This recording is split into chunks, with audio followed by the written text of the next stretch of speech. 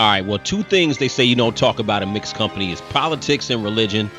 On this channel, we talk about whatever, but we're not going to go deep into religion. But one thing I want to tell you is that, look, I respect all religions, but religion is one place where people are ripe to be taken advantage of. Check this guy out in Michigan. This is a human trafficking case, if you could believe it. An elaborate religious human trafficking case that spans the country but starts in Taylor. And let's get right to Fox News. Charlie Langton joining us live from one of 3 properties raided by the feds today. What did you learn here, Charlie?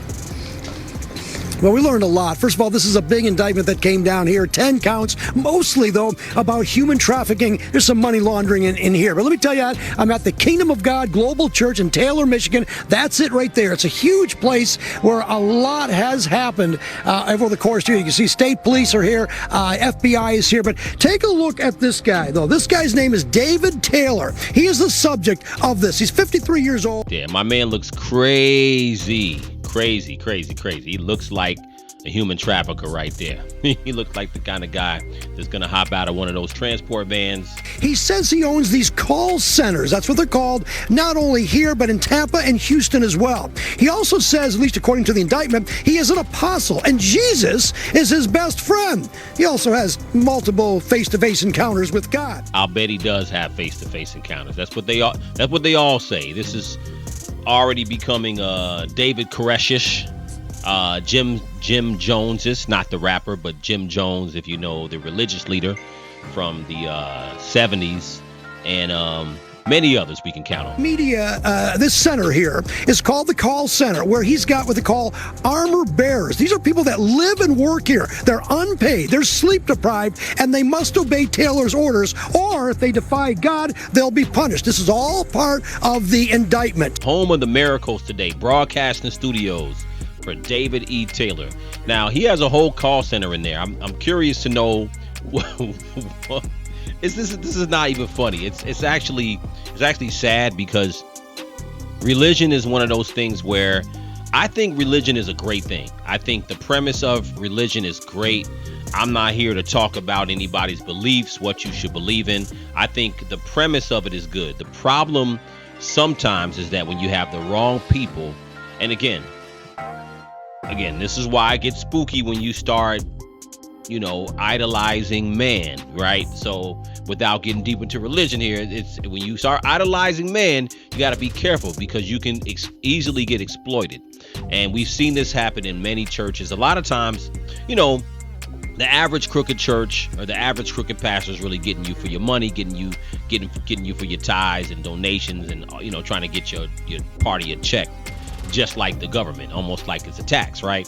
Now, when it gets a little bit crazier, you start getting into this whole, David Koresh type of thing, where you have these compounds, people living there, working there, and you start exploiting labor, you start exploiting the women. Religion is a dangerous tool when it's used the wrong way. He also says that he wants women to come in here, not only to take care of him, and then he makes them have a Plan B emergency contraception. All in all, they raised about $50 million in donations from 2014. Now, to show you a little video over here of some reaction from people around the country that are affected by this guy, Taylor. Take a look. It's not just happening right here in Tampa. It's Ocala. It was really all over the country. So this was an incredible network, if you will, that generated significant profit for the individuals that were engaging in the trafficking. So I think if there's any lesson for all of us, is that this truly can happen in any community, anywhere in our country. How could a pastor afford to live in a house like that? Man, look, let me go back to that house. And this is why I say, listen, I'm not knocking all the pastors, but this is why a lot of people kind of start falling back from the whole church thing. You know what I'm saying? Because church, you can get a mean bag if you're a pastor. Let me tell you, some of these pastors are getting paid, and they're getting a nasty little bag. Look at that. That's a pastor's house right there. That looked like Jay-Z and Beyonce's house or somebody. You know what I'm saying? Like somebody who's, got that type of money. If you're a pastor, is your goal to lead people to God? Is your goal to help people save themselves? Is your goal to, help people clean themselves up and stay on the straight and narrow? most of the time it's not really that. In these situations, it's about getting their money and exploiting them. So I'm wondering what type of labor was going on, because they said human trafficking. So I'm wondering if this was like, is it prostitution? Were they just exploiting them? There's a call center. What the hell were they selling? All right, now what did he do with all this money? Well, he lived in an elaborate lifestyle, as you saw from Tampa. That's a huge 28,000 square foot mansion. He also bought Bentleys and Mercedes-Benz and a whole bunch of other things. He was arrested in North Carolina, and then he likely will be brought up here in Michigan. That's not decided yet. If he is convicted of the most serious charge, although they're all 20-year felonies. There are people who are pastors, preachers, who, there's a lot of good ones, there's no doubt, but there's a lot of room to play games with people's minds and emotions, because religion is a very personal and a very emotional thing.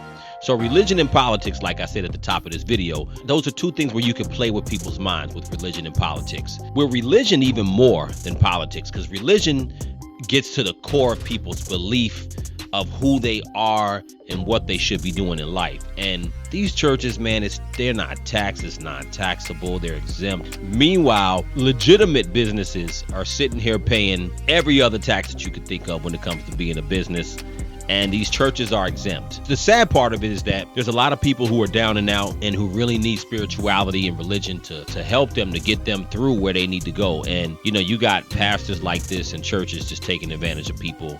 But let me know what you guys think in the comments. I mean, I think that pastors, man, it's a different game now. The pastor used to drive a nice Cadillac, used to have some nice suits.